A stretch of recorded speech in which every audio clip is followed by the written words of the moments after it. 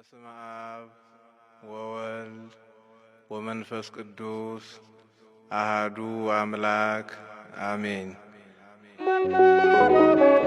የዮሐንስ ራእይ ምዕራፍ 1 ቶሎ ይሆን ዘንድ የሚገባውን ነገር ለባሪያዎቹ ያሳይ ዘንድ እግዚአብሔር ለኢየሱስ ክርስቶስ የሰጠው በእርሱም የተገለጠው ይህ ነው። ኢየሱስም በመልአኩ ልኮ ለባሪያው ለዮሐንስ አመለከተ። እርሱም ለእግዚአብሔር ቃልና ለኢየሱስ ክርስቶስ ምስክር ላየውም ሁሉ መሰከረ። ዘመኑ ቀርቧልና የሚያነበው የትንቢቱን ቃል የሚሰሙትና በውስጡ የተጻፈውን የሚጠብቁት ብፁዓን ናቸው።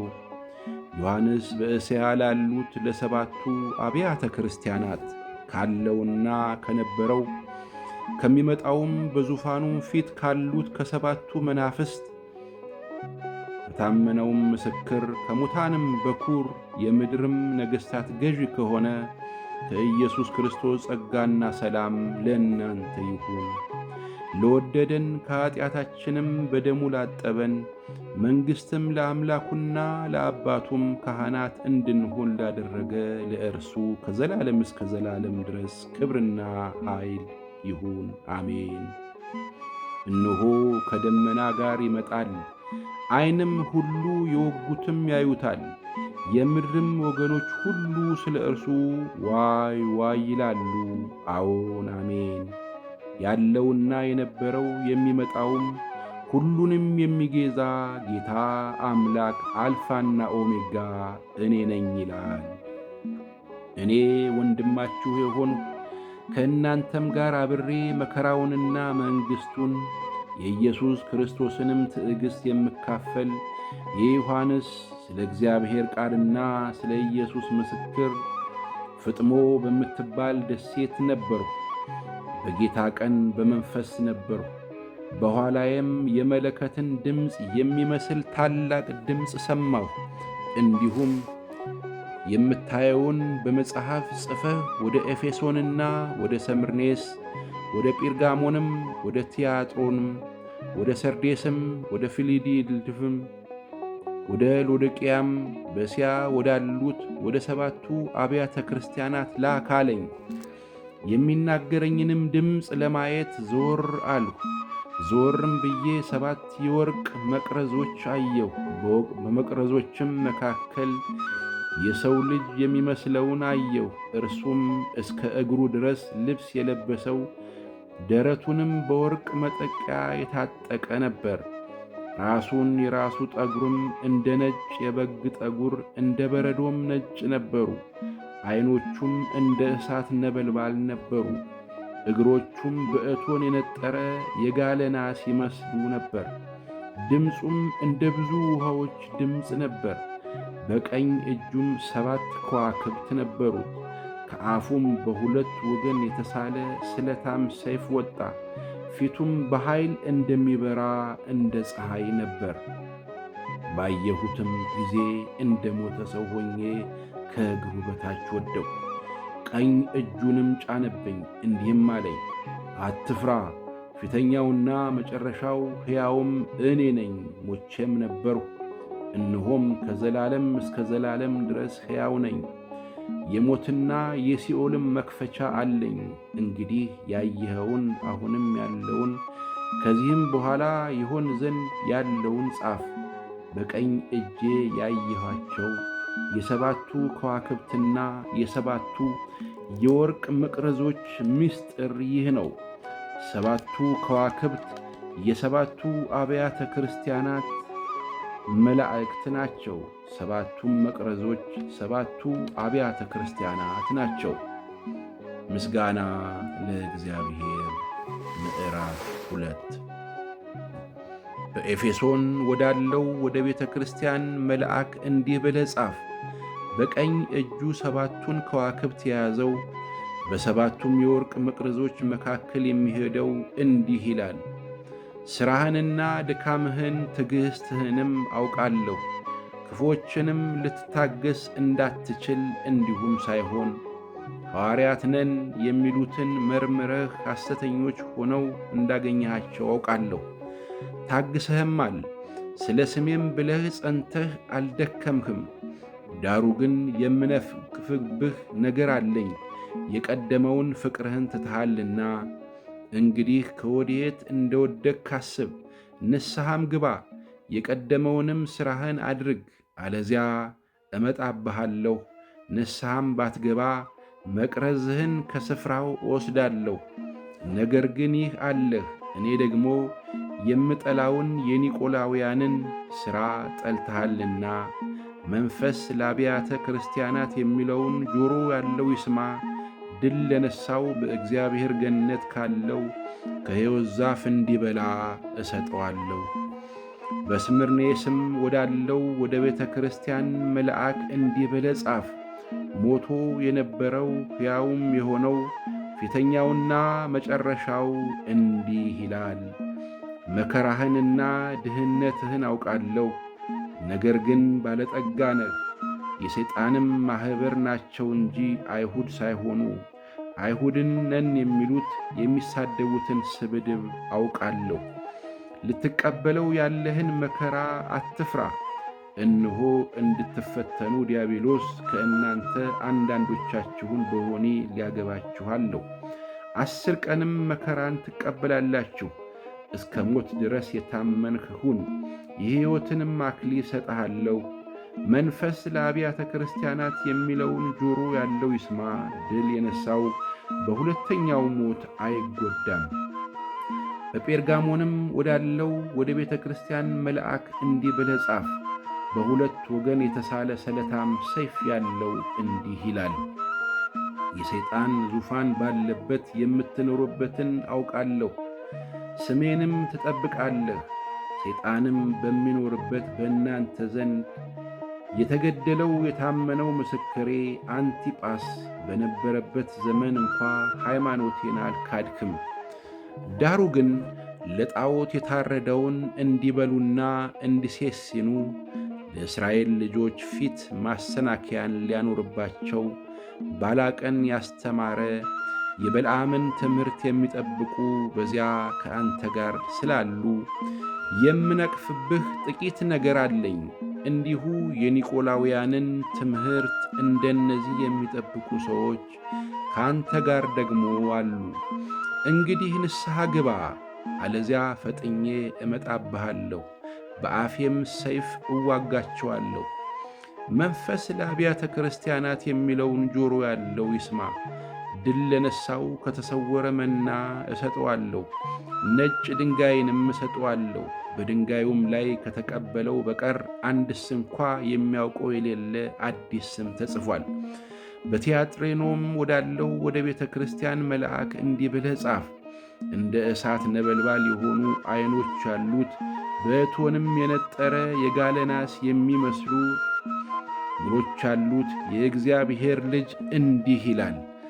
ሥራህንና ፍቅርህን፣ እምነትህንም፣ አገልግሎትህንም፣ ትዕግሥትህንም ከፊተኛውም ሥራ ይልቅ የኋለኛው እንዲበዛ አውቃለሁ። ዳሩ ግን ነቢይ ነኝ የምትለውን ባሪያዎቼንም እንዲሴስኑ ለጣዖት ያታረደውን እንዲበሉ የምታስተምረውንና የምታስተውን ያችን ሴት ኤልዛቤልን ስለምትተዋት የምነቅፍብህ ነገር አለኝ። ንስሐም እንድትገባ ጊዜ ሰጠኋት። ከዝሙቷም ንስሐ እንድትገባ አልወደደችም። እነሆ በአልጋ ላይ እጥላታለሁ።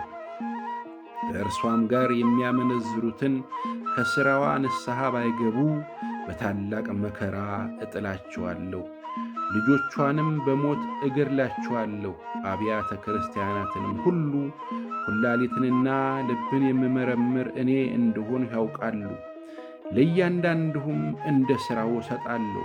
ዳሩ ግን ይህን ትምህርት ለማትይዙ ሁሉ የሰይጣንንም ጥልቅ ነገር እነርሱ እንደሚሉት ለማታውቁ ለእናንት በቲያጥሮን ለቀራችሁት እላለሁ፣ ሌላ ሸክም አልጭንባችሁም።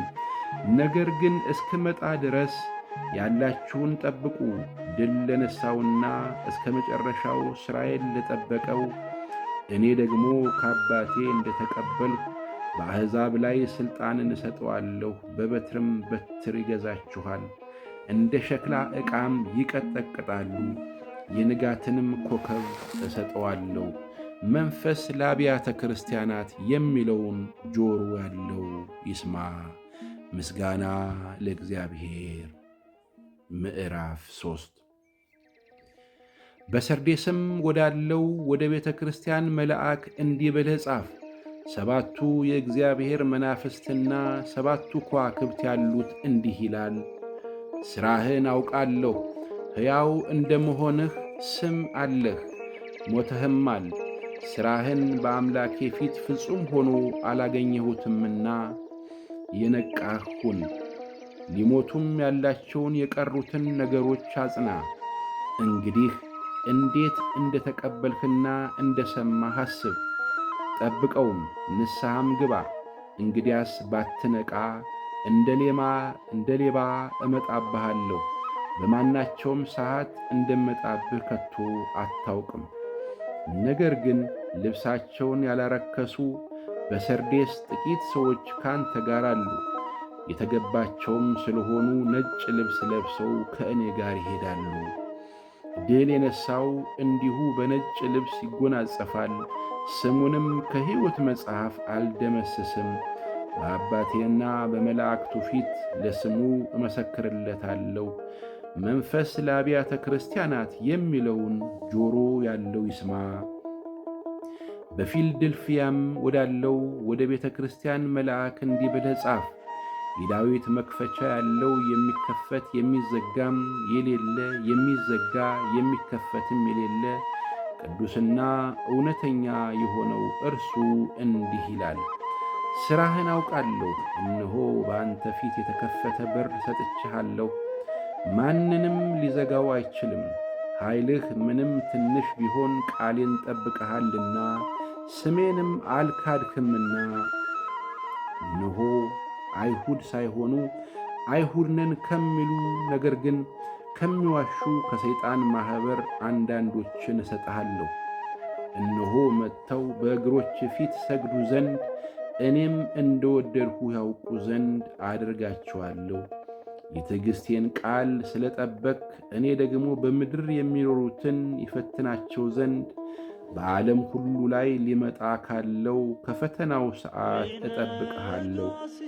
እነሆ ቶሎ ብዬ እመጣለሁ። ማንም አክሊልህን እንዳይወስድብህ ያለህን አጽንተህ ያዝ። ድል የነሣው በአምላኬ መቅደስ አምድ እንዲሆን አድርገዋለሁ። ወደፊትም ከዚያ ከቶ አይወጣም። የአምላኬን ስምና የአምላኬን ከተማ ስም ማለት ከሰማይ ከአምላኬ ዘንድ የምትወርደውን አዲሲቷን ኢየሩሳሌምን አዲሱንም ስሜን በእርሱ ላይ እጽፋለሁ። መንፈስ ለአብያተ ክርስቲያናት የሚለውን ጆሮ ያለው ይስማ።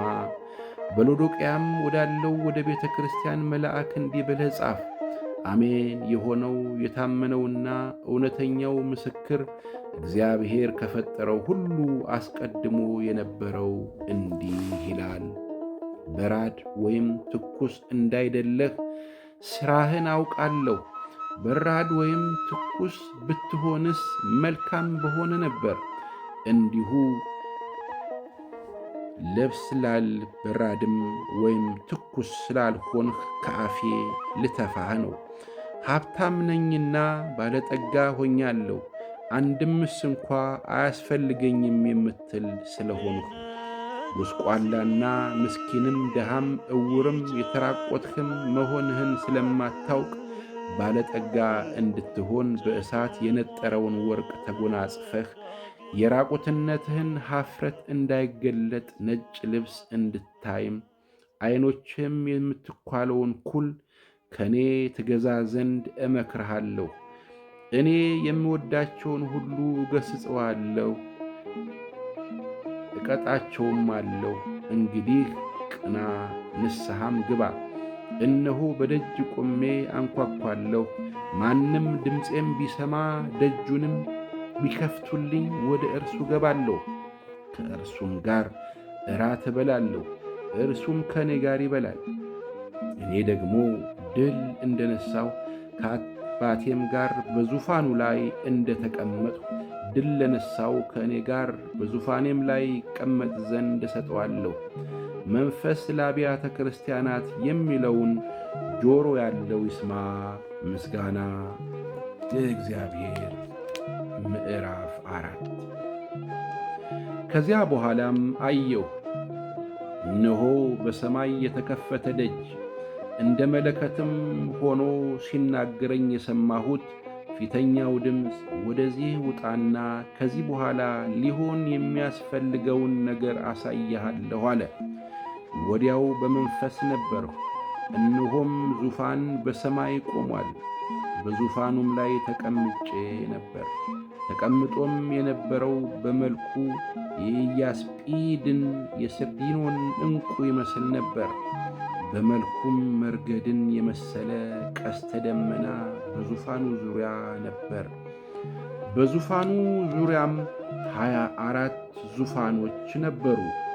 በዙፋኖቹም ላይ ነጭ ልብስ ለብሰው በራስም የወርቅ አክሊል ደፍተው 24 ሽማግሌዎች ተቀምጠው ነበር። ከዙፋኑም መብረቅና ድምፅ ነጎድጓድም ይወጣል። በዙፋኑም ፊት 7 የእሳት መብራቶች ይበሩ ነበር። እነርሱም 7ቱ የእግዚአብሔር መናፍስት ናቸው።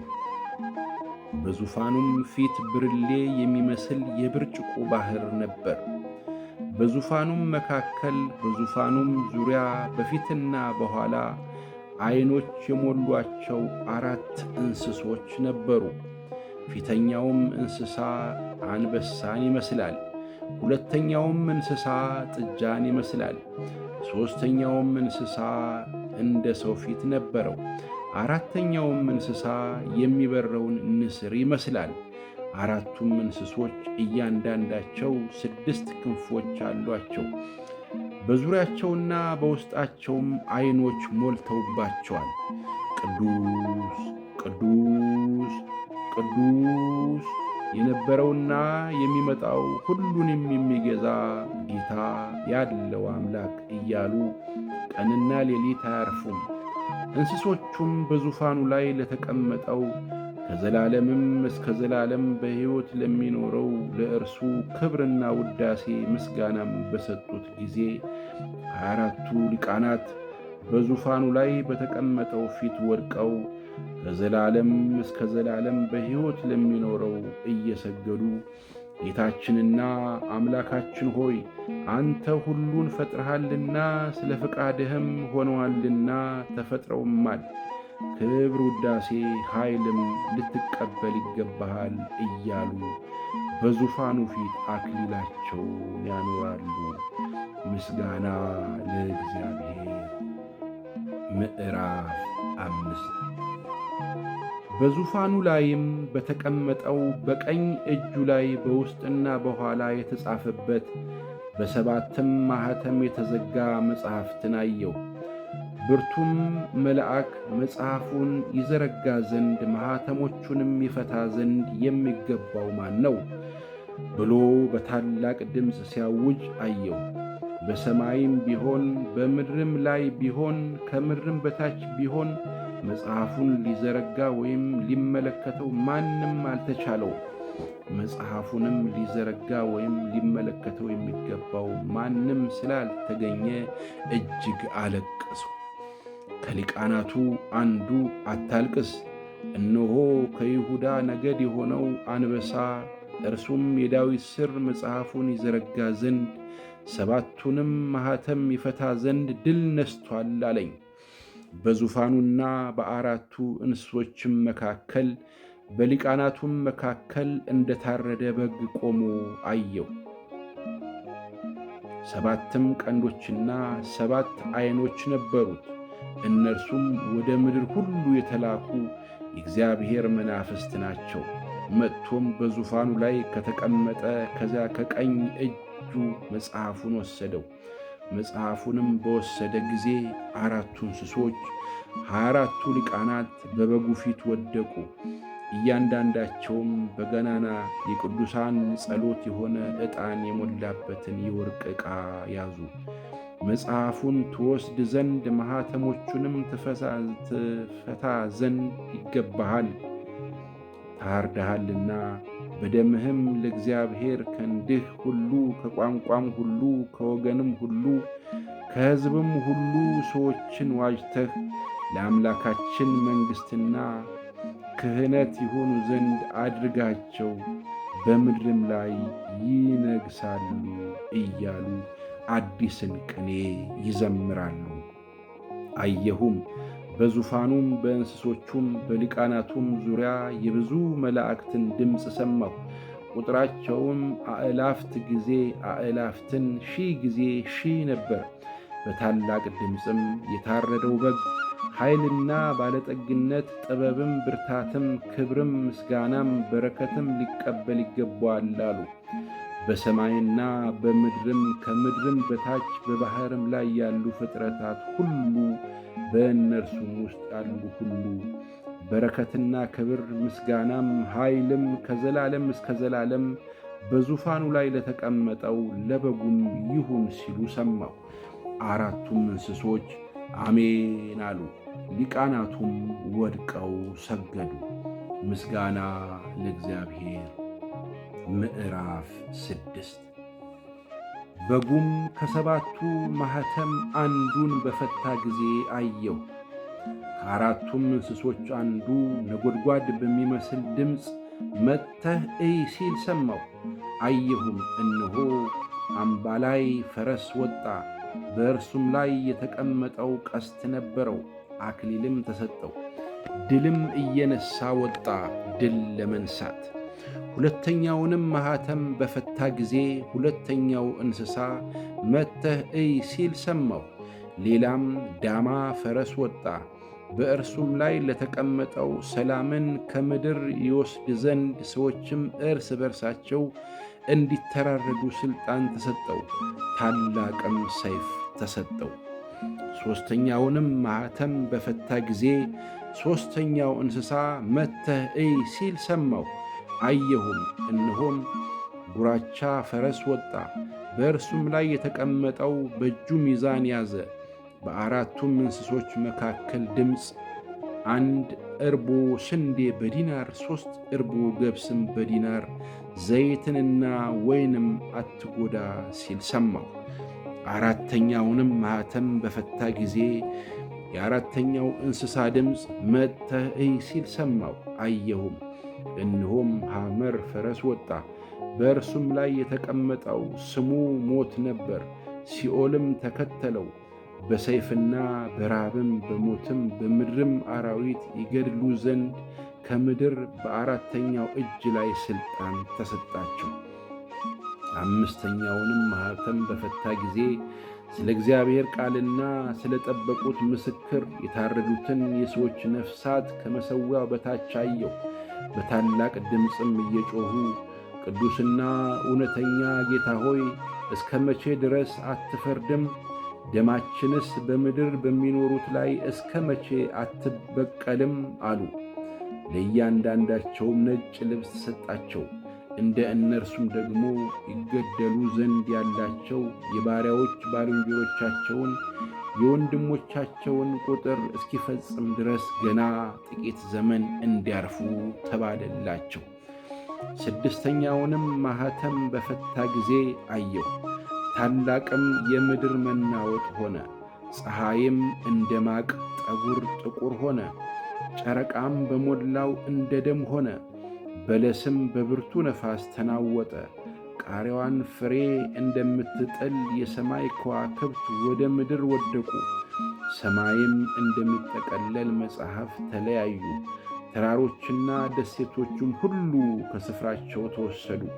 የምድርም ነገሥታትና መኳንንት፣ ሻለቃዎችም፣ ባለጠጎችም፣ ኃይለኛዎችም፣ ባሪያዎችም፣ ጌቶችም ሁሉ በዋሾችና በተራሮች ዓለቶች ተሰወሩ።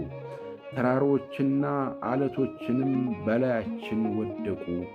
በዙፋንም ከተቀመጠው ፊት ከበጉም ቁጣ ሰውሩን፣ ታላቁ የቁጣው ቀን መጥቶአልና ማንስ ሊቆም ይችላል አሏቸው።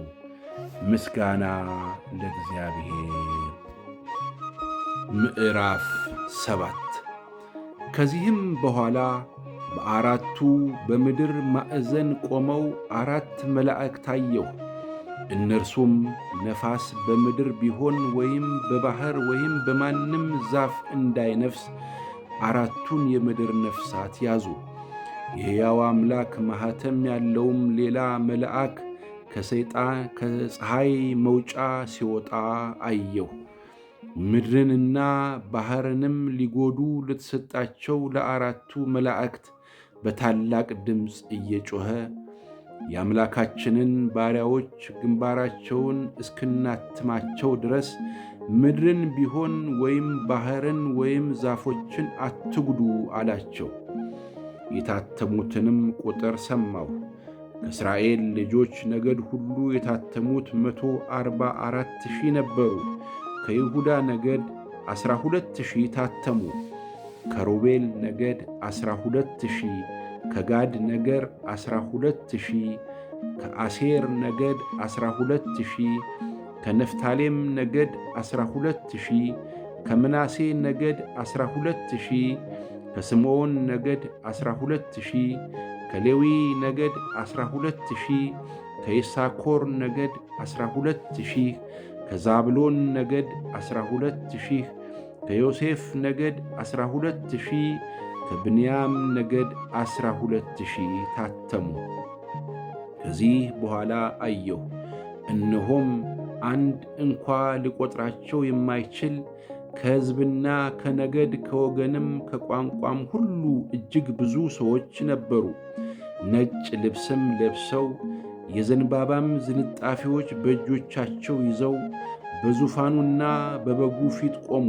በታላቅም ድምፅ እየጮኹ በዙፋኑ ላይ ለተቀመጠው ለአምላካችንና ለበጉ ማዳን ነው አሉ። መላእክቱም ሁሉ በዙፋኑና በሊቃናቱም በ4ቱም እንስሶች ዙሪያ ቆመው ነበር። በዙፋኑም ፊት በግንባራቸው ተደፉ። እግዚአብሔርም እየሰገዱ አሜን፣ በረከትና ክብር፣ ጥበብም፣ ምስጋናም፣ ውዳሴም፣ ኃይልም፣ ብርታትም ከዘላለም እስከ ዘላለም ድረስ ለአምላካችን ይሁን አሜን አሉ። ከሊቃናቱም አንዱ ተመልሶ እነዚህ ነጩን ልብስ የለበሱ እነማን ናቸው? ከወዴትስ መጡ? አለኝ። እኔም ጌታ ሆይ አንተ ታውቃለህ አልሁት። አለኝም እነዚህ ከታላቁ መከራ የመጡ ናቸው። ልብሳቸውንም አጥበው በበጉ ደም አነጹ። ስለዚህ በእግዚአብሔር ዙፋን ፊት አሉ። ሌሊትና ቀንም በመቅደሱ ያመልኩታል። በዙፋኑም ላይ የተቀመጠው በእነርሱ ላይ ያድርባቸዋል። ከእንግዲህ ወዲህ አይራቡም፣ ከእንግዲህ ወዲህ አይጠሙም። ፀሐይም ትኩሳትም ሁሉ ከቶ አያወርድባቸውም። በዙፋኑ መካከል ያለው በጉ እረኛችሁ ይሆናልና ወደ ሕይወትም ውሃ ምንጭ ይመራቸዋልና እግዚአብሔርም እንባቸውን ሁሉ ከዓይናቸው ያብሳል። ምስጋና ለእግዚአብሔር። ምዕራፍ 8 7ተኛውንም ማኅተም በፈታ ጊዜ እኩል ሰዓት የሚያህል ዝምታ በሰማይ ሆነ። በእግዚአብሔርም ፊት የሚቆሙትን 7ቱን መላእክት አየሁ። 7ም መለከት ተሰጣቸው። ሌላም መልአክ መጣና የወርቅ ጥና ይዞ በመሠዊያው አጠገብ ቆመ። በዙፋኑም ፊት ባለው በወርቅ መሠዊያ ላይ ለቅዱሳን ሁሉ ጸሎት እንዲጨምረው ብዙ ዕጣን ሰጠው። የዕጣኑም ጢስ ከቅዱሳን ጸሎት ጋር ከመላእኩ እጅ በእግዚአብሔር ፊት ወጣ። መልአኩም ጥናውን ይዞ የመሠዊያውን እሳት ሞላበት፣ ወደ ምድርም ጣለው። ነጎድጓድና ድምፅም መብረቅም መናወጥም ሆነ። 7ቱንም መለከት የያዙ 7ቱ መላእክት ሊነፉ ተዘጋጁ። ፊተኛውም መልአክ ነፋ፣ ደሞም የተቀላቀለበት በረዶና እሳት ሆነ፣ ወደ ምድርም ተጣለ። የምድርም ሲሶው ተቃጠለ፣ የዛፎችም ሲሶው ተቃጠለ፣ የለመለመም ሣር ሁሉ ተቃጠለ። ሁለተኛውም መልአክ ነፋ። በእሳት የሚቃጠል ታላቅ ተራራን የሚመስል ነገር በባሕር ተጣለ። የባሕርም ሲሶው ደም ሆነ። በባሕርም ከሚኖሩ ሕይወት ካላቸው ፍጥረቶች ሲሶው ሞተ። የመርከቦችም ሲሶው ጠፋ። ሦስተኛውም መልአክ ነፋ። እንደ ችቦም የሚቃጠል ታላቅ ኮከብ ከሰማይ ወደቀ። በወንዞችና በውሃ ምንጮች ሲሶው ላይ ወደቀ። የኮከብም ስም ኤሮቶ ይባላል። የውሃውም ሲሶ መራራ ሆነ። መራራም ስለተደረገ በውሃው ጠንቅ ብዙ ሰዎች ሞቱ። አራተኛውም መልአክ ነፋ። የፀሐይ ሲሶና የጨረቃ ሲሶ የከዋክብትም ሲሶ ተመታ። የእነዚህ ሲሶ ይጨልም ዘንድ የቀንም ሲሶ እንዳይበራ እንዲሁ የሌሊት አየሁም። አንድም ንስር በሰማይ መካከል እየበረረ በታላቅ ድምፅ ሊነፋ ያለችው የሦስቱ መላእክት መለከት ስለሚቀረው ድምፅ በምድር ላይ ለሚኖሩት ወዮላቸው፣ ወዮላቸው፣ ወዮላቸው ሲል ሰማሁ። ምስጋና ለእግዚአብሔር። ምዕራፍ 9 አምስተኛውም መልአክ ነፋ። ከሰማይም ወደ ምድር ወድቆ የነበረ ኮከብ አየሁ። የጥልቁም ጉድጓድ መክፈቻ ተሰጠው። የጥልቁንም ጉድጓድ ከፈጠው። ጢስም ከታላቅ እቶን እንደሚወጣ ጢስ ሆኖ ከጉድጓዱ ወጣ። ፀሐይና አየርም በጉድጓዱ ጢስ ጨለሙ። ከጢሱም አንበጣዎች ወደ ምድር ወጡ። የምድርም ጊንጦች ሥልጣን እንዳላቸው ሥልጣን ተሰጣቸው። የእግዚአብሔርም ማኅተም በግንባራቸው ከሌለባቸው ሰዎች በቀር በምድር ያለውን ሳር ቢሆን ወይም ማናቸውንም የለመለመ ነገር ወይም ማናቸውንም ዛፍ እንዳይጎዱ ተባለላቸው። 5 ወር ሊሰቃዩአቸው ተሰጣቸው እንጂ ሊገድሏቸው አይደለም። እነርሱም የሚሰቃዩት ስቃይ ጊንጥ ሰውን ነድፎ እንደሚሰቃይ ነው። በዚያም ወራት ሰዎች ሞትን ይፈልጋሉ አያገኙትምም፣ ሊሞትም ይመኛሉ፣ ሞትም ከእነርሱ ይሸሻል። የአንበጣዎቹም መልክ ለጦርነት እንደተዘጋጁ ፈረሶች ነው። በራሳቸውም ላይ ወርቅ እንደሚመስሉ አክሊሎች ነበሯቸው። ፊታቸውም እንደ ሰው ፊት ነበር። የሴቶችን ጠጉር የሚመስል ጠጉር ነበራቸው። ጥርሳቸውም እንደ አንበሳ ጥርስ ነበር። የብረት ጥሩር የሚመስል ጥሩር ነበራቸው። የክንፋቸውም ድምፅ ወደ ጦርነት እንደሚጋልቡ እንደ ብዙ ፈረሶች ሰረገላዎች ድምፅ ነበር። እንደ ጊንጥም ጅራት ያለው ጅራት አላቸው። በጅራታቸውም መውጊያ አለ። ሰዎችንም 5 ወር እንዲጎዱ ሥልጣን አላቸው። በእነርሱም ላይ ንጉሥ አላቸው። እርሱም የጥልቅ መልአክ ነው። ስሙም በዕብራይስጥ አብዶን በግሪክም አጶልዮን ይባላል። ፊተኛው ወዮ አልፏል፣ እነሆ ከዚህ በኋላ ገና 2 ወዮ ይመጣል። 6ኛውም መልአክ ነፋ። በእግዚአብሔርም ፊት ካለ በወርቅ ከተሠራ መሠዊያ ቀንዶች አንድ ድምፅ ሰማሁ። መልእክትም ያለውን 6ኛውን መልአክ በታላቁ ወንዝ በኤፍራጥስ የታሰሩትን 4ቱን መላእክት ፍታቸው አለው። የሰዎችንም ሲሶ እንዲገድሉ ለሰዓቱና ለቀኑ ለወሩም ለዓመቱም ተዘጋጅተው የነበሩ 4ቱ መላእክት ተፈቱ። የፈረሰኞቹም ጭፍራ ቁጥር 1000 ጊዜ 1000 1000 ጊዜ 1000 ነበር። ቁጥራቸውን ሰማሁ። ፈረሶችንና በእነርሱም ላይ የተቀመጡትን እንዲሁ በራእዩ አየሁ። እሳትና ያክንት ዲንም የሚመስል ጥሩር ነበራቸው። የፈረሶቹም ራስ እንደ አንበሳ ራስ ነበር። ከአፋቸውም እሳትና ጢስ ዲንም ወጣ። ከአፋቸውም በወጡት በእሳቱና በጢሱ በዲኑም በእነዚህ 3 መቅሰፍቶች የሰዎቹ ሲሶ ተገደለ።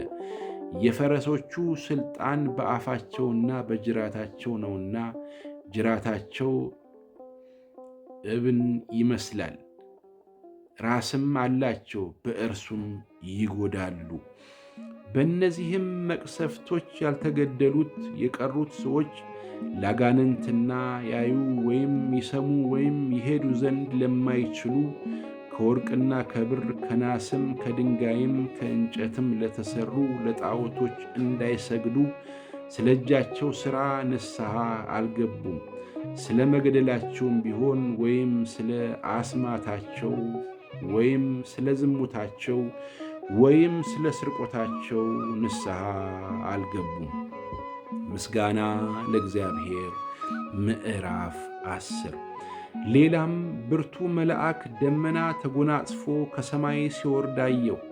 በራሱም ላይ ቀስተ ደመና ነበር። ፊቱም እንደ ፀሐይ፣ እግሮቹም እንደ እሳት አምዶች ነበሩ። የተከፈተችንም ታናሽ መጽሐፍ በእጁ ያዘ። ቀኝ እግሩንም በባሕር ላይ ግራውንም በምድር ላይ አኖረ። እንደሚያገሳም አንበሳ በታላቅ ድምፅ ጮኸ። በጮኸም ጊዜ 7ቱ ነጎድጓድ በየድምፃቸው ተናገሩ። 7ቱ ነጎድጓድ በተናገሩ ጊዜ ልጽፍ አሰብሁ።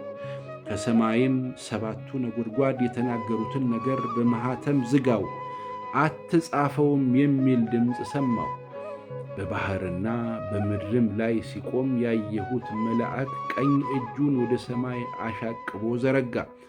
ሰማይንና በእርሱም ያሉትን፣ ምድርንና በእርሷም ያሉትን፣ ባሕርንና በእርሷም ያሉትን በፈጠረው ከዘላለም እስከ ዘላለም ድረስ ሕያው ሆኖ በሚኖረው ምሎ ወደፊት አይዘገይም። ዳሩ ግን 7ተኛው መልአክ ሊነፋ ባለው ጊዜ ድምፁም በሚሰማበት ዘመን ለባሪያዎቹ ለነቢያት የምሥራች እንደሰበከላቸው የእግዚአብሔር ምስጢር ይፈጸማል አለ። ከሰማይም የሰማሁት ድምፅ እንደገና ሲናገረኝና ሂድና በባሕርና በምድር ላይ ከሚቆመው መልአክ በእጁ ያለችውን የተከፈተችውን መጽሐፍ ውሰድ ሲል ሰማሁ። ወደ መልአኩም ሄጄ ታናሽቱን መጽሐፍ ስጠኝ አልሁት። እርሱም ውሰድና ብላት፣ ሆድህንም መራራ ታደርገዋለች፣ በአፍህም ግን እንደ ማር ተጣፍጣለች አለኝ። ከመልአኩም እጅ ታናሽቱን መጽሐፍ ወስጄ በላኋት፣ በአፌም እንደ ማር ጣፋጭ ሆነች። ከበላኋት በኋላ ሆዴ መራራ ሆነ። በብዙ ወገኖችና በአሕዛብ በቋንቋዎችም በነገሥታትም ላይ እንደገና ትንቢት ትናገር ዘንድ ይገባሃል ተባለልኝ። ምስጋና ለእግዚአብሔር። ምዕራፍ 11 በትር የሚመስል መለኪያ ለእኔ ተሰጠኝ፣ እንዲህም ተባለልኝ፣ ተነስተህ የእግዚአብሔርን መቅደስና መሠዊያውን በዚያም የሚሰግዱትን ለካ።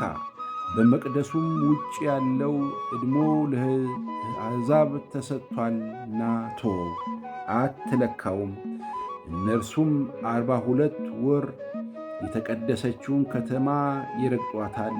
ለሁለቱም ምስክሮቼ ማቅ ለብሰው 1260 ቀን ትንቢት ሊናገሩ እሰጣለሁ። እነዚህ በምድር ጌታ ፊት የሚቆሙ 2 ወይራዎችና 2 መቅረዞች ናቸው። ማንንም ሊጎዳቸው ቢወድ እሳት ከአፋቸው ይወጣል፣ ጠላቶቻቸውንም ይበላል። ማንም ሊጎዳቸው ቢወድ እንዲሁ ሊገድል ይገባዋል። እነዚህ ትንቢት በሚናገሩበት ወራት ዝናብ እንዳይዘንብ ሰማይን ሊዘጉ ሥልጣን አላቸው። ውሃዎችንም ወደ ደም ሊለውጡ በሚፈልጉበትም ጊዜ ሁሉ በመቅሰፍትም ሁሉ ምድር ሊመቱ ሥልጣን አላቸው። ምስክራቸውን ከፈጸሙ በኋላ ከጥልቁ የሚወጣው አውሬ ይዋጋቸዋል፣ ያሸንፋቸውማል፣ ይገድላቸውማል። በድናቸውም በታላቂቱ ከተማ አደባባይ ይተኛል። እርሷም በመንፈሳዊ ምሳሌ ሰዶምና ግብፅ የተባለች ደግሞ ጌታቸው የተሰቀለባት ናት። ከወገኖችና ከነገዶችም ከቋንቋዎችም ከአሕዛብም የሆኑ ሰዎች 3 ቀን ተኩል በድናቸውን ይመለከታሉ። በድናቸውም ወደ መቃብር ሊገባ አይፈቅዱም።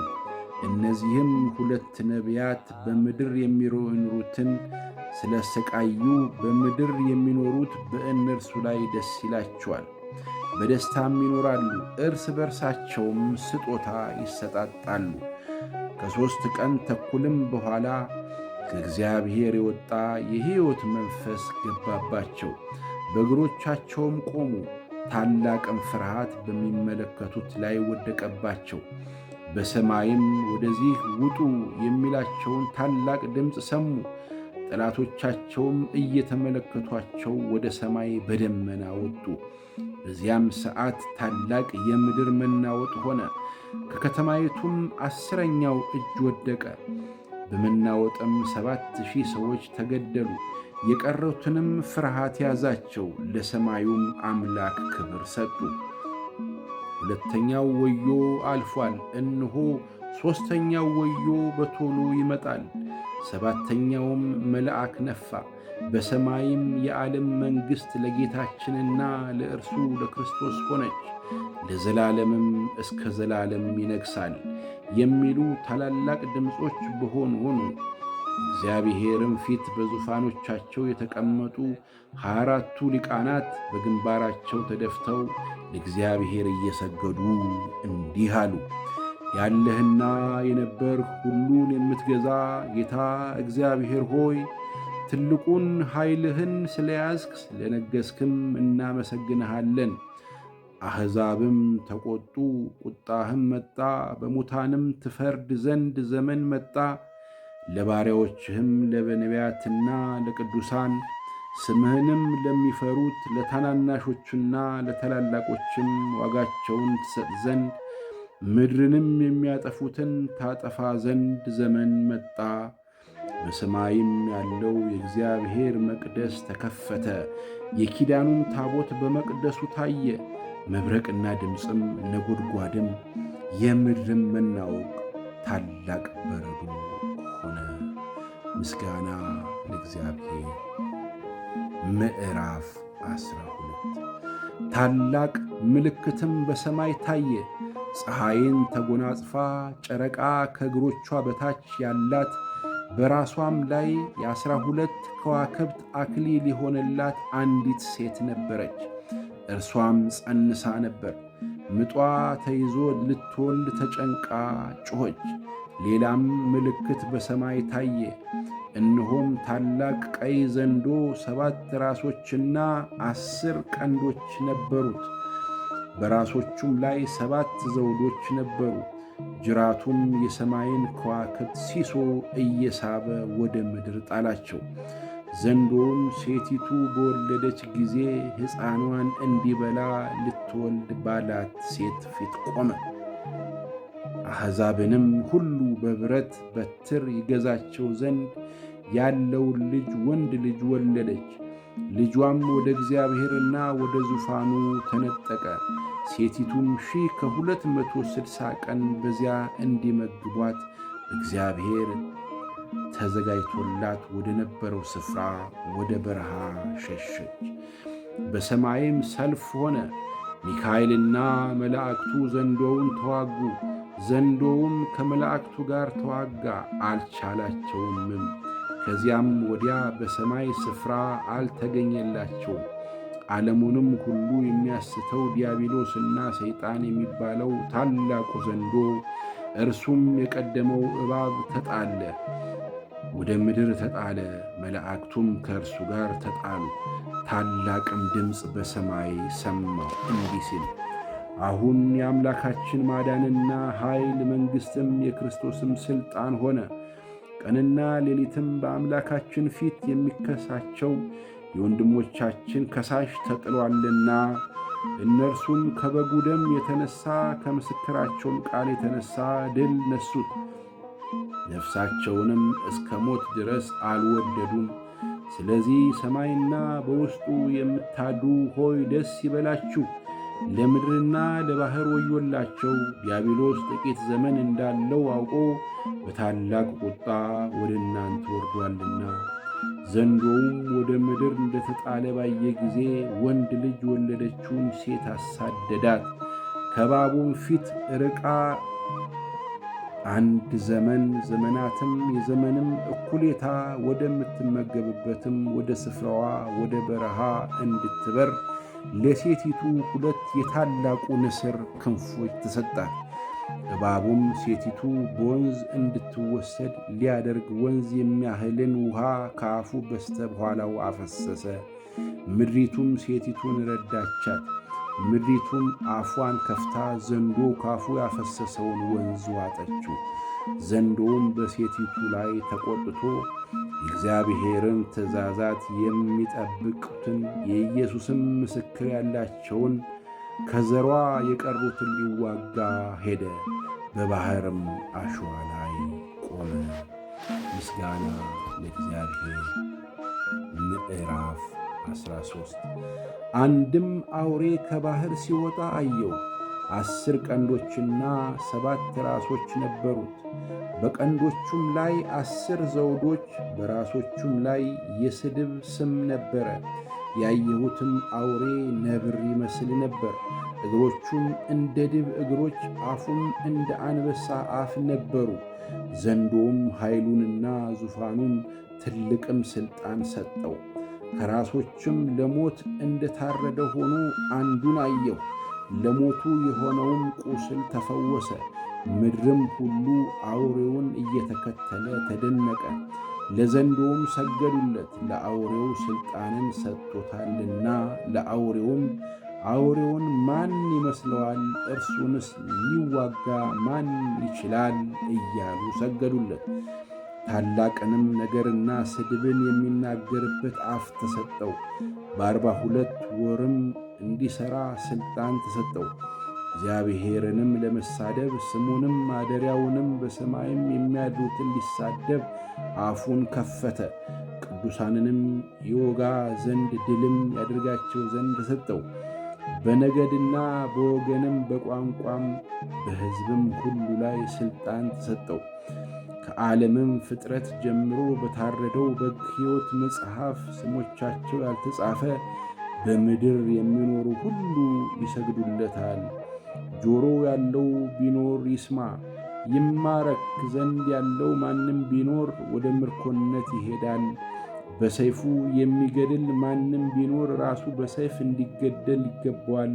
የቅዱሳን ትዕግሥትና እምነት በዚህ ነው። ሌላም አውሬ ከምድር ሲወጣ አየሁ። የበግ ቀንዶችና የሚመስሉ 2 ቀንዶችም ነበሩት። እንደ ዘንዶም ይናገር ነበር። በፊተኛውም አውሬ ሥልጣን በእርሱ ፊት ሁሉን ያደርጋል። ለሞቱ የሆነውም ቁስል ተፈወሰለት። ለፊተኛው አውሬ ምድርና በእርሱ የሚኖሩት እንዲሰግዱለት ያደርጋል። እሳትንም እንኳ ከሰማይ ወደ ምድር በሰው ፊት እስኪያወርድ ድረስ ታላላቆችን ምልክቶችን ያደርጋል። በአውሬው ፊት ያደርግ ዘንድ ከተሰጡት ምልክቶች የተነሣ በምድር የሚኖሩትን ያስታል። የሰይፍም ቁስል ለነበረውና በሕይወት ለኖረው ለአውሬው ምስልን እንዲያደርጉ በምድር የሚኖሩትን ይናገራል። የአውሬው ምስል ሊናገር እንኳ ለአውሬው ምስል የማይሰግዱለትን ሁሉ ሊያሰግድላቸው ለአውሬው ምስል ትንፋሽ እንዲሰጠው ተሰጠው። ታናናሾችና ታላላቆችም፣ ባለጠጎችና ድሆችም፣ ጌታዎችና ባሪያዎችም ሁሉ በቀኝ እጃቸው ወይም በግንባራቸው ምልክትን እንዲቀበሉ የአውሬውም ስም ወይም የስሙ ቁጥር ያለው ምልክት የሌለበት ማንም ሊገዛ ወይም ሊሸጥ እንዳይችል ያደርጋል። ጥበብ በዚህ አለ። አእምሮ ያለው የአውሬውን ቁጥር ይቁጠረው፣ ቁጥሩ የሰው ቁጥር ነውና። ቁጥሩም 666 ነው።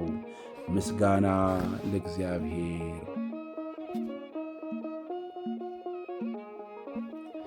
ምዕራፍ 14 አየሁም፣ እነሆም በጉ በጽዮን ተራራ ቆሞ ነበር። ከእርሱም ጋር ስሙና የአባቱ ስም የመንፈስ ቅዱስም ስም በግንባራቸው የተጻፈላቸው 144,000 ነበሩ። እንደ ብዙ ውሃም ድምፅና እንደ ታላቅ ነጎድጓድ ድምፅ ያለ ከሰማይ ድምፅን ሰማሁ። ደርዳሪዎችም በገና እንደሚደረድሩ ያለ ድምፅ ሰማሁ። በዙፋኑ ፊት በአራቱም እንስሶችና በሊቃውንቱ ፊት አዲስ ምስጋና አመሰገኑ። ከምድርም ከተዋጁት ከ144,000 በቀር ያን ቅኔ ሊማር ለማንም አልተቻለውም። ከሴቶች ጋር ያልረከሱ እነዚህ ናቸው፣ ድንግሎች ናቸውና በጉ ወደሚሄድበት የሚከተሉት እነዚህ ናቸው። እግዚአብሔርና ለበጉ በኩራት እንዲሆኑ ከሰዎች የተዋጁ እነዚህ ናቸው። በአፋቸውም ውሸት አልተገኘም፣ ነውር የለባቸውም። በምድርም ለሚኖሩ ለሕዝብም፣ ለነገድም፣ ለቋንቋም፣ ለወገንም ሁሉ ይሰብክ ዘንድ የዘላለም ወንጌል ያለው ሌላ መልአክ ከሰማይ መካከል ሲበር አየሁ። ታላቅ ድምፅም የፍርዱ ሰዓት ደርሷልና እግዚአብሔርን ፍሩ፣ ክብርንም ስጡት፣ ሰማይንና ምድርንም ባሕርንም የውሃንም ምንጮች ለሠራው ስገዱለት አለ። ሌላም ሁለተኛ መልአክ አሕዛብን ሁሉ የዝሙቷን ቁጣ ወይን ጠጅ ያጠጣች ታላቂቱ ባቢሎን ወደቀች እያለ ተከተለው። ሦስተኛውም መልአክ ተከተላቸው በታላቅ ድምፅ እንዲህ እያለ ለአውሬውና ለምስሉ የሚሰግድ በግንባሩም ወይም በእጁ ምልክቱን የሚቀበል ማንም ቢኖር እርሱ ደግሞ በቁጣው ጽዋ ሳይቀላቀል ከተዘጋጀው ከእግዚአብሔር ቁጣ ወይን ጠጅ ይጠጣል። በቅዱሳንም መላእክትና በበጉ ፊት በእሳትና በዲን ይሰቃያል። የስቃያቸውም ጢስ ለዘላለም እስከ ዘላለም ድረስ ይወጣል። ለአውሬውና ለምስሉም የሚሰግዱ የስሙንም ምልክት የሚቀበል ሁሉ ቀንና ሌሊት ዕረፍት የላቸውም። እግዚአብሔርን ትእዛዝ የሚጠብቁት ኢየሱስንም በማመን የሚጸኑት ቅዱሳን ትዕግሥታቸው በዚህ ነው። ከሰማይም ከእንግዲህ ወዲህ በጌታ የሚሞቱ ሙታን ብፁዓን ናቸው። መንፈስ አዎን ከድካማቸው ያርፉ ዘንድ ሥራቸውም ይከተላቸዋል ይላል ብለህ ጻፍ የሚል ድምፅ ሰማሁ።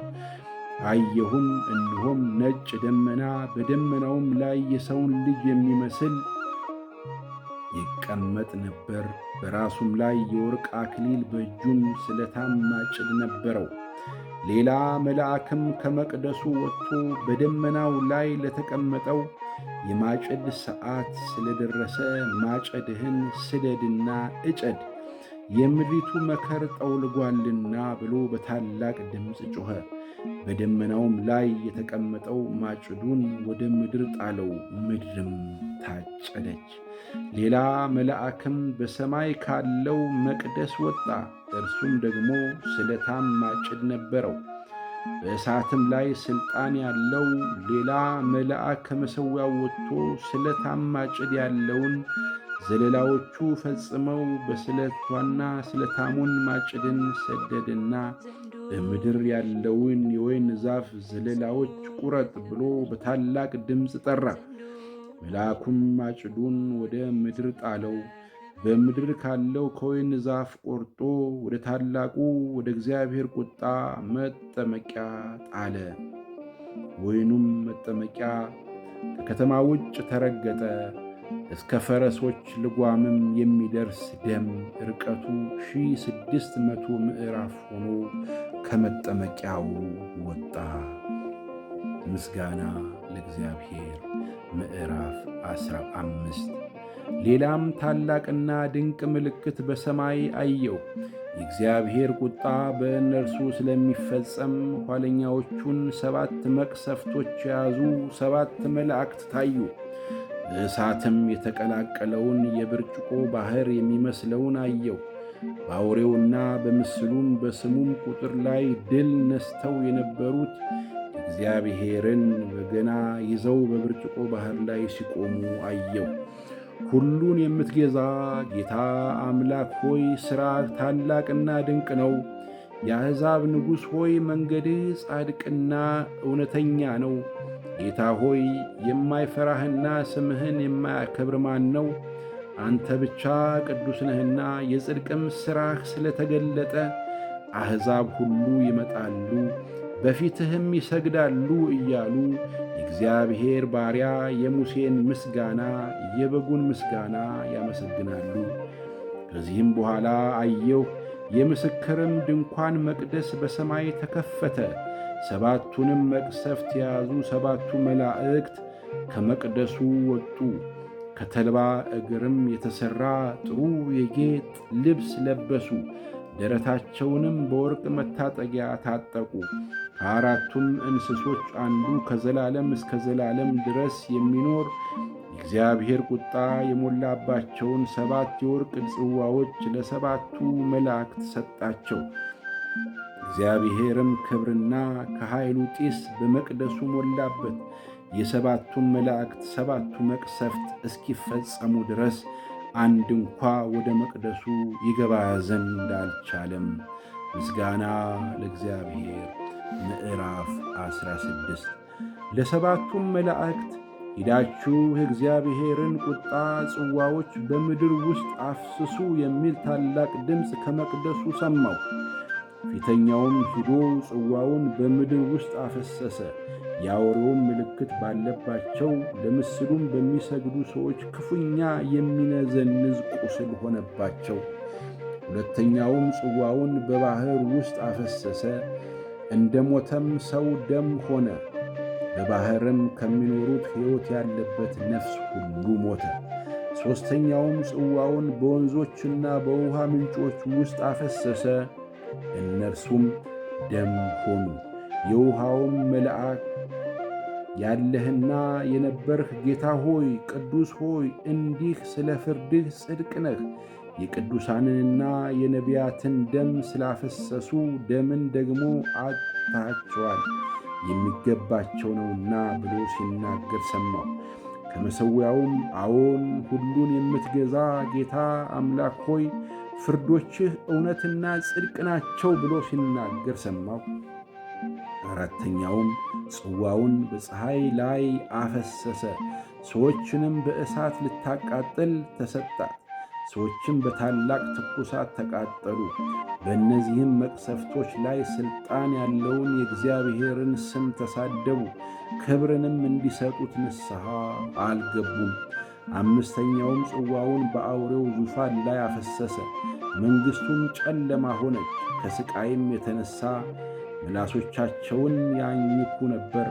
ከሥቃያቸውና ከቁስላቸውም የተነሣ የሰማይን አምላክ ተሳደቡ። ከሥራቸውም ንስሐ አልገቡም። ስድስተኛውም ጽዋውን በታላቅ ወንዝ በኤፍራጥስ ላይ አፈሰሰ። ከፀሐይም መውጫ ለሚመጡ ነገሥታት መንገድ እንዲሰናዳላቸው ውሃው ደረቀ። ከዘንዶውም አፍና ከአውሬው አፍ ከሐሰተኛው ነቢይ አፍ ጓጉንቸሮች የሚመስሉ 3 ርኩሳን መናፍስት ሲወጡ አየሁ። ምልክት እያደረጉ የአጋንንት መናፍስት ናቸውና በታላቁም ሁሉን በሚገዛ በእግዚአብሔር ቀን ወደሚሆነው ጦር እንዲያስከትሏቸው ወደ ዓለም ሁሉ ነገሥታት ይወጣሉ። እነሆ እንደ ሌባ ሆኜ እመጣለሁ። ራቁቱን እንዳይሄድ እፍረቱንም እንዳያይ ነቅቶ ልብሱን የሚጠብቅ ብፁዕ ነው። በዕብራይስጥም አርማጌዶን የሚባል ስፍራ አስከትቷቸው። ሰባተኛውም ጽዋውን በአየር ውስጥ አፈሰሰ። ከመቅደሱም ውስጥ ተፈጽመዋል የሚል ታላቅ ድምፅ ከዙፋን ወጣ። መብረቅና ድምፅም ነጎድጓድም ሆነ። ትልቅም የምድር መናወጥ ሆነ። ሰው በምድር ከተፈጠረ ጀምሮ እንዲህ ያለ ታላቅ መናወጥ ከቶ አልነበረም። ከሁሉ በለጠ። ታላቂቱም ከተማ በ3 ተከፋፈለች። የአሕዛብም ከተማዎች ወደቁ።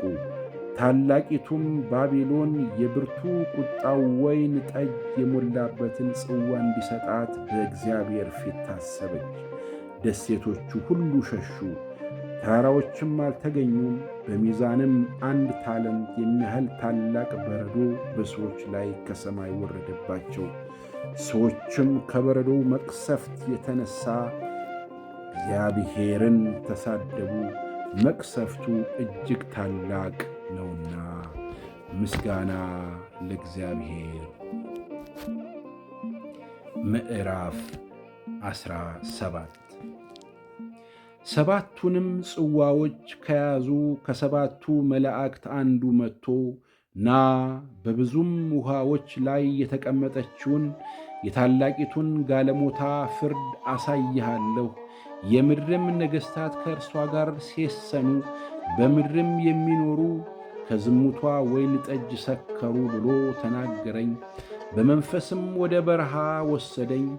የስድብም ስሞች በሞሉባት 7 ራሶችና 10 ቀንዶችን ባሉባት በቀይ አውሬ ላይ አንዲት ሴት ተቀምጣ አየሁ። ሴቲቱም በቀይና በሐምራዊ ልብስ ተጎናጽፋ በወርቅና በከበሩ ድንጋዮች በዕንቆችም ተሸልማ ነበር። በእጇም የሚያስጸይፍ ነገር የዝሙቷም ርኩሰት የሞላባትን የወርቅ ጽዋ ያዘች። በግንባሯም ምስጢር የሆነ ስም ታላቂቱ ባቢሎን የጋለሞታዎችና የምድር ርኩሰት እናት ተብሎ ተጻፈ። ሴቲቱም በቅዱሳን ደምና በኢየሱስ ምስክሮች ደም ሰክራ አየኋት። ባየኋትም ጊዜ እጅግ ታላቅ ድንቅ አደነቅሁ። መልአኩም አለኝ፣ የምትደነቅ ስለ ምንድር ነው? የሴቲቱን ምስጢርና የሚሸከማትን 7 ራሶችና 10 ቀንዶች ያሉትን የአውሬውን ምስጢር እኔ እነግርሃለሁ። ያየኸው አውሬ አስቀድሞ ነበረ፣ አሁንም የለም፣ ከጥልቁም ይወጣ ዘንድ አለው፣ ወደ ጥፋትም ይሄዳል። ስሞቻቸውም ከዓለም ፍጥረት ጀምሮ በሕይወት መጽሐፍ ያልተጻፉ በምድር የሚኖሩ አውሬው አስቀድሞ እንደነበረ አሁንም እንደሌለ ነገር ግን እንዳለ ሲያዩ ያደንቃሉ። ጥበብ ያለው አእምሮ በዚህ ነው። 7ቱ ራሶች ሴቲቱ የተቀመጠችባቸው 7 ተራራዎች ናቸው። 7 ነገሥታት ደግሞ ናቸው። 5ቱ ወድቀዋል፣ አንዱም አለ፣ የቀረውም ገና አልመጣም። ሊመጣም ጥቂት ጊዜ ሊቆይ ይገባዋል። የነበረውና የሌለውም አውሬ ራሱ ደግሞ 8ኛው ነው፣ ከ7ቱም አንዱ ነው። ወደ ጥፋትም ይሄዳል። ያየሃቸውም 10 ቀንዶች ገና መንግሥትን ያልተቀበሉ 10 ነገሥታት ናቸው። ዳሩ ግን ከአውሬው ጋር ለ1 ሰዓት እንደ ነገሥታት ሥልጣን ይቀበላሉ። እነዚህ አንድ ሐሳብ አላቸው፣ ኃይላቸውንና ሥልጣናቸውንም ለአውሬው ይሰጣሉ። እነዚህ በጉን ይወጋሉ፣ በጉም የጌታዎች ጌታና የነገሥታት ንጉሥ ለሆነ እነርሱን ድል ይነሳል። ከእርሱም ጋር ያሉ የተጠሩና የተመረጡ የታመኑም ደግሞ ድል ይነሳሉ አለኝም። ጋለሞታይቱ የተቀመጠችባቸው ያየሃቸው ውሃዎች ወገኖችና ብዙ ሰዎች አሕዛብም ቋንቋዎችም ናቸው። ያየሃቸውም 10 ቀንዶችና አውሬው ጋለሞታይቱን ይጣላሉ፣ ባዶዋንና ራቁቷንም ያደርጓታል፣ ሥጋዋንም ይበላሉ፣ በእሳትም ያቃጥሏታል። እግዚአብሔር አሳቡን እንዲያደርጉ አንድንም አሳብ እንዲያደርጉ የእግዚአብሔርም ቃል እስኪፈጸም ድረስ መንግሥታቸውን ለአውሬው እንዲሰጡ በልባቸው አግባብቷልና። ያየሃትም ሴት በምድር ነገሥታት ላይ የምትነግሥ ታላቂቱ ከተማ ናት። ምስጋና ለእግዚአብሔር። ምዕራፍ 18 ከዚህ በኋላ ታላቅ ሥልጣን ያለው ሌላ መልአክ ከሰማይ ሲወርድ አየሁ። ከክብሩም የተነሣ ምድር በራች፣ በብርቱም ድምፅ ታላቂቱ ባቢሎን ወደቀች፣ የአጋንንትም ማደሪያ ሆነች፣ የርኩሳንም መናፍስት ሁሉ መጠጊያ፣ የርኩሳንና የተጠሉም ወፎች ሁሉ መጠጊያ ሆነች።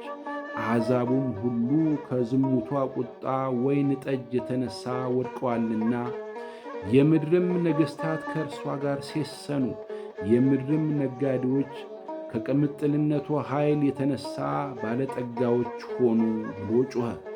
በሰማይም ሌላ ድምፅ ሰማሁ እንዲህም ሲል፣ ሕዝቤ ሆይ በኀጢአቷ እንዳትተባበሩ ከመቅሰፍቷ እንዳትቀበሉ ከእርሷ ዘንድ ውጡ፣ ኀጢአቷ እስከ ሰማይ ድረስ ደርሷልና። እግዚአብሔርም ዓመፅዋን አሰበ፣ እርሷ እንደ ሰጠች መጠን ብድራት መልሱላት፣ እንደ ሥራዋም 2 እጥፍ ደረቡባት። በቀላቀላችሁ ጽዋ 2 እጥፍ አድርጋችሁ ቀላቅሉባት። ራሷን እንዳከበረችና እንደ ተቀማጠለች ልክ ስቃይና ሐዘን ስጧት። በልቧ ንግሥት ሆኜ እቀመጣለሁ፣ ባልቴትም አልሆንም፣ ሐዘንም ከቶ አላይም ስላለች፣ ስለዚህ በአንድ ቀን ሞትና ሐዘን ራብም የሆኑ መቅሰፍቶች ይመጣሉ፣ በእሳትም ትቃጠላለች። የሚፈርድባት እግዚአብሔር ብርቱ ነውና። እርሷም ጋር የሴሰኑና የተቀማጠሉ የምድር ነገሥታት የመቃጠሏን ጢስ ሲያዩ ስለ እርሷ ዋይ ዋይ እያሉ ያለቅሳሉ። ስቃይዋንም ከመፍራት የተነሣ በሩቅ ቆመው አንቺ ታላቂቱ ከተማ፣ ብርቲቱ ከተማ ባቢሎን ወዮልሽ ወዮልሽ፣ በአንድ ሰዓት ፍርድሽ ደርሷልና እያሉ ይናገራሉ። የመርከባቸውንም ጭነት ከእንግዲህ ወዲህ የሚገዛ የለምና የምድር ነጋዴዎች ያለቅሱላታል ያዝኑላትማል። ጭነትም ወርቅና ብር፣ የከበረም ድንጋይ፣ ዕንቁም፣ ቀጭንም ተልባ እግር፣ ቀይም ሐርም፣ ሐምራዊ ልብስ፣ የሚሸትም እንጨት ሁሉ፣ ከዝሆን ጥርስም የተሠራ ዕቃ ሁሉ፣ እጅግም ከከበረ እንጨት፣ ከናስም፣ ከብረትም፣ ከእብነ በረድም የተሠራ ዕቃ ሁሉ፣ ቀረፋም፣ ቅመምም፣ የሚቃጠልም ሽቱ፣ ቅባትም፣ ዕጣንም፣ የወይን ጠጅም፣ ዘይትም፣ የተሰለቀ ዱቄትም፣ ስንዴም፣ ከብትም፣ በግም፣ ፈረስም፣ ሰረገላም፣ ባሪያዎችም፣ የሰዎችም ነፍሳት ነው።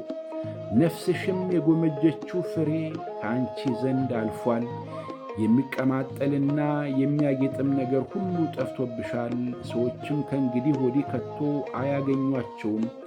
እነዚህም የነገዱ በእርሷም ባለጠጋዎች የሆኑት እያለቀሱና እያዘኑ በቀጭን ተልባ እግርና በቀይ ሐምራዊ ልብስ ለተጎናጸፈች በወርቅና በከበረ ድንጋይም በዕንቁም ለተሸለመች ለታላቂቱ ከተማ ወዮላት ወዮላት፣ ይህን የሚያህል ታላቅ ባለጠግነት በአንድ ሰዓት ጠፍቷልና እያሉ ስቃይዋን ከመፍራት የተነሣ በሩቅ ይቆማሉ።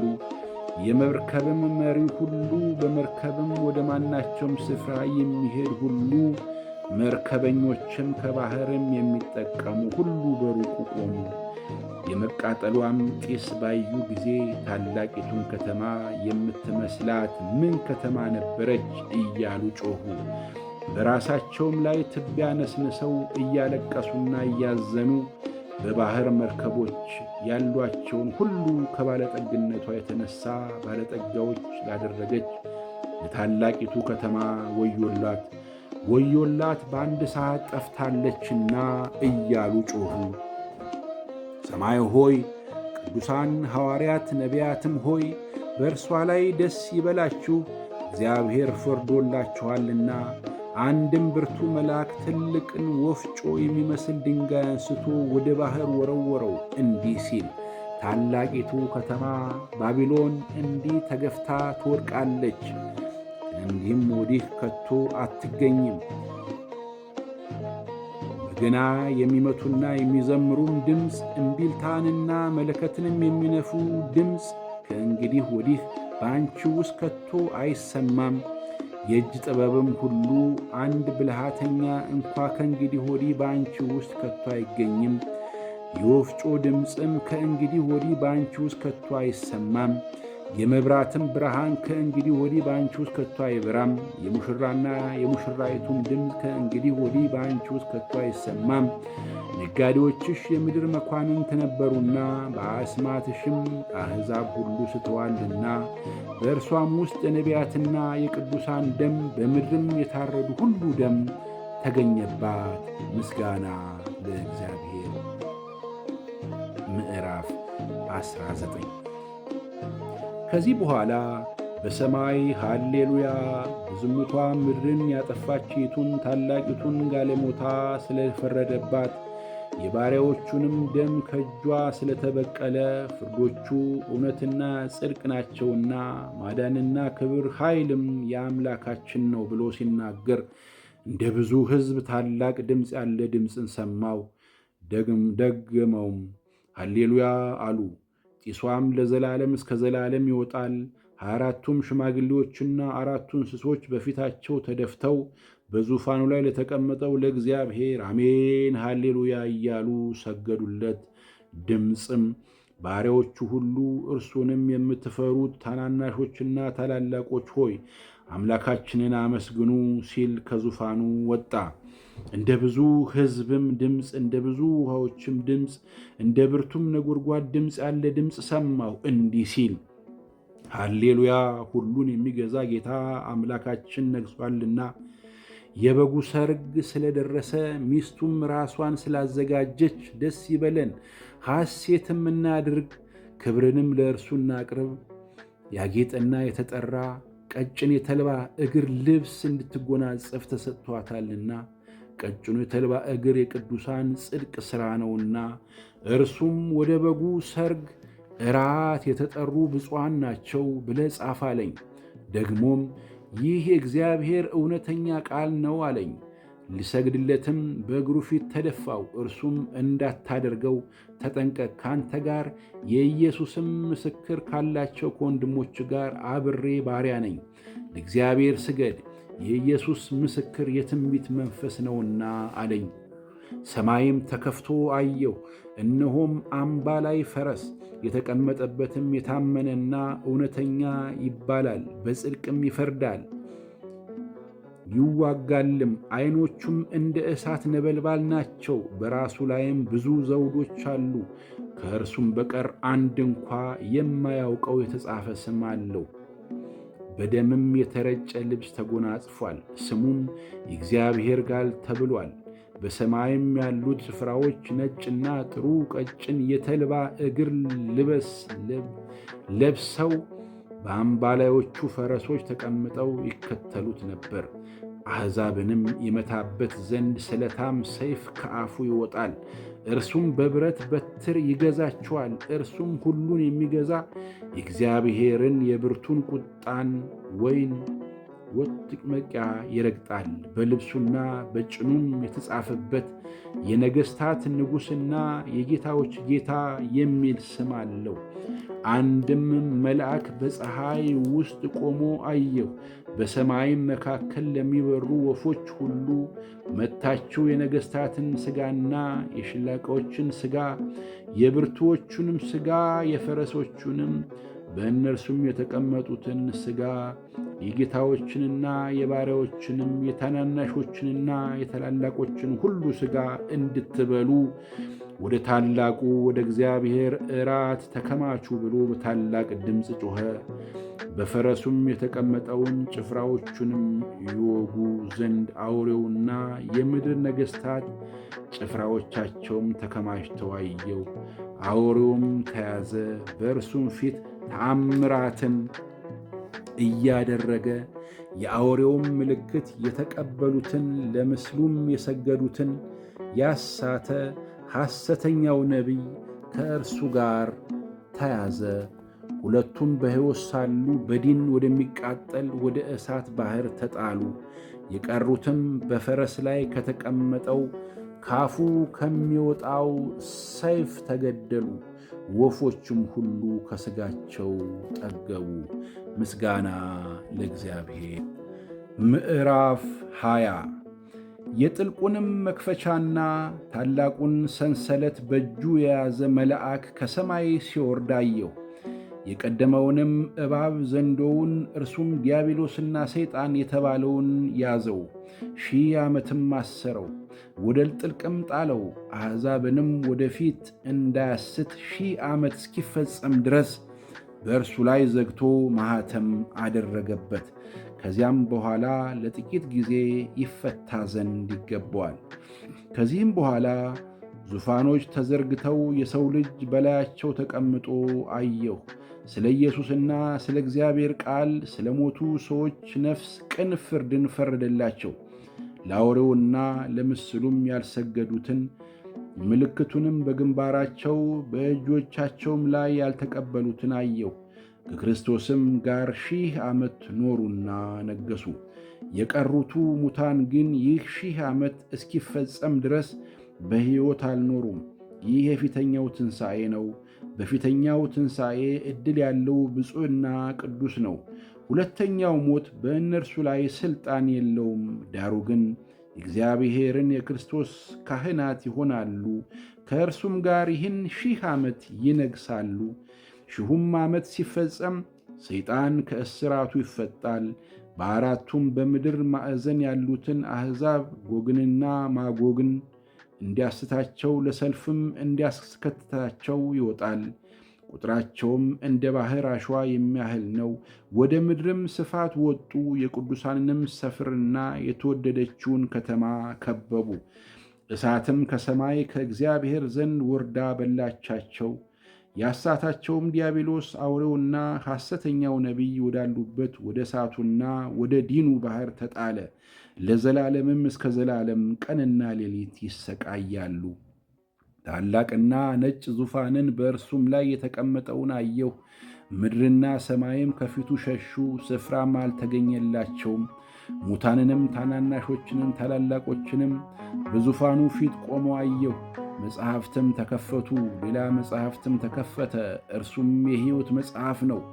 ሙታንም በመጽሐፍ ተጽፎ እንደነበረ እንደ ሥራቸው መጠን ተከፈሉ። ባሕሩም በእርሱ ውስጥ ያሉትን ሙታን ሰጠ። ሞትና ሲኦልም በእርሱ ዘንድ ያሉትን ሙታን ሰጡ።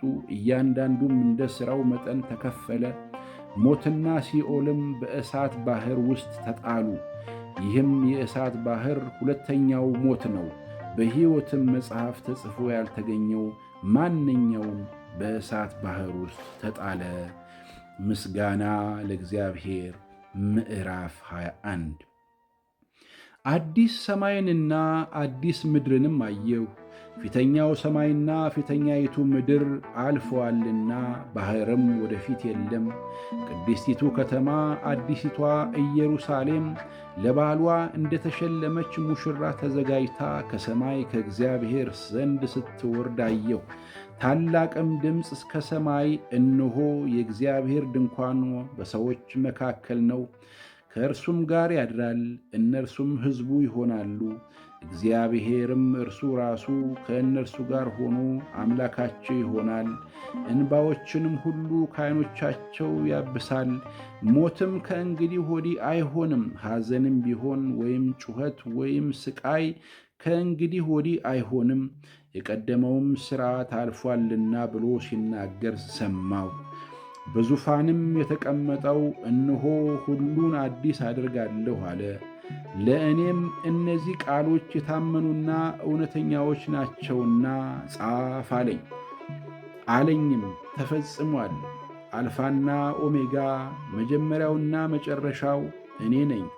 ለተጠማ ከሕይወት ውሃ ምንጭ እንዲያው እኔ እሰጣለሁ። ድል የሚነሣ ይህን ይወርሳል። አምላክም እሆነዋለሁ፣ እርሱም ልጅ ይሆነኛል። ዳሩ ግን የሚፈሩና የማያምኑ የርኩሳንንም የነፍስ ገዳዮችም የሴሰኛዎችም የአስማተኞችም ጣዖትንም የሚያመልኩ የሐሰተኞችም ሁሉ ዕድላቸው በዲንና በእሳት በሚቃጠል ባሕር ነው። ይኸውም ሁለተኛ ሞት ነው። ሰባቱም ኋለኞቹ መቅሰፍቶች የሞሉባቸውንና ሰባቱን ጽዋዎች ከያዙት ከሰባቱ መላእክት አንዱ መጥቶ ወደ እነዚህ ና፣ የበጉንም ሚስት ሙሽራይቱን አሳይሃለሁ ብሎ ተናገረኝ። በመንፈስም ወደ ታላቅና ወደ ረጅም ተራራ ወሰደኝ። የእግዚአብሔርም ክብር ያለባትን ቅድስቲቱን ከተማ ኢየሩሳሌምን ከሰማይ ከእግዚአብሔር ዘንድ ስትወርድ አሳየኝ። ብርሃኗም እጅግ እንደ ከበረ ድንጋይ እንደ ያስጲ ድንጋይ ሆኖ እንደ ብርሌ የጠራ ነበር። ታላቅና ረጅም ቅጥር ነበራት። 12 ደጆች ነበሯት። በደጆቿም 12 መላእክት ቆሙ። የ12ቱም የእስራኤል ልጆች ነገዶች ስሞች ተጽፎባቸው ነበር። በምሥራቅ 3 ደጆች፣ በሰሜንም 3 ደጆች፣ በደቡብም 3 ደጆች፣ በምዕራብም 3 ደጆች ነበሩ። ለከተማይቱም ቅጥር 12 መሥራዕቶች ነበሯት። በእነርሱም ውስጥ የ12ቱ የበጉ ሐዋርያት ስሞች ተጽፈው ነበር። የተናገረኝም ከተማይቱንና ደጆቿን ቅጥሯንም ይለካ ዘንድ የወርቅ ዘንግ ነበረው። ከተማይቱም 4 ማዕዘን ነበራት፣ ርዝመቷ እንደ ስፋቷ ልክ ነበር። ከተማይቱንም በዘንግ ለካት፣ 12,000 ምዕራፎች ሆነች። ርዝመቷና ስፋቷ ከፍቷም ትክክል ነው። ቅጥሯንም ለካ 144 ክንድ በሰው ልክ፣ እርሷም በመልአክ ልክ። ቅጥሯም ከኢያስጲድ የተሠራ ነበር። ከተማይቱም ጥሩ ብርጭቆ የሚመስል ጥሩ ወርቅ ነበረች። የከተማይቱም ቅጥር መሠረት በከበረ ድንጋይ ሁሉ ተጊጦ ነበር።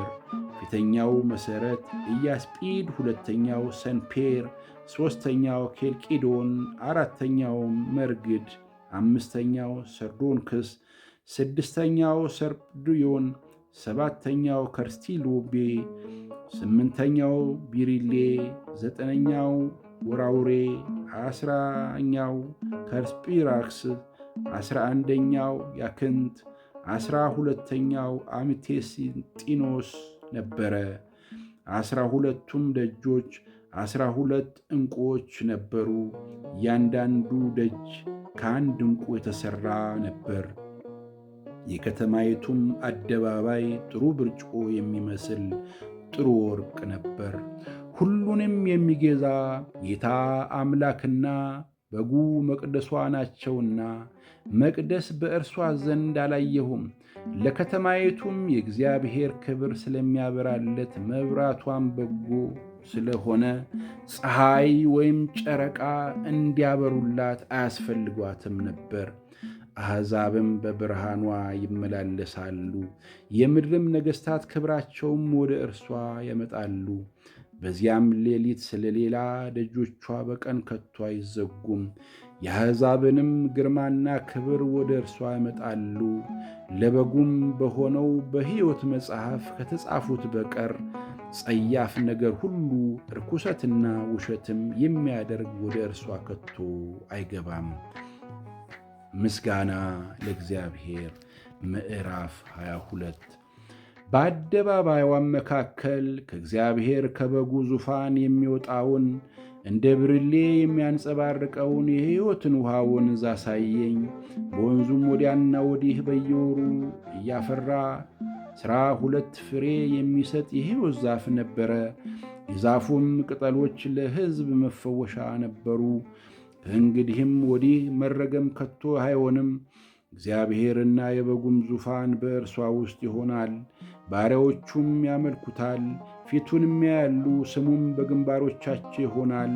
ከእንግዲህ ወዲህ ሌሊት አይሆንም፣ ጌታ አምላክም በእነርሱ ላይ ያበራላቸዋልና። የመብራት ብርሃንና የፀሐይ ብርሃን አያስፈልጋቸውም፣ ለዘላለምም እስከ ዘላለም ይነግሣሉ።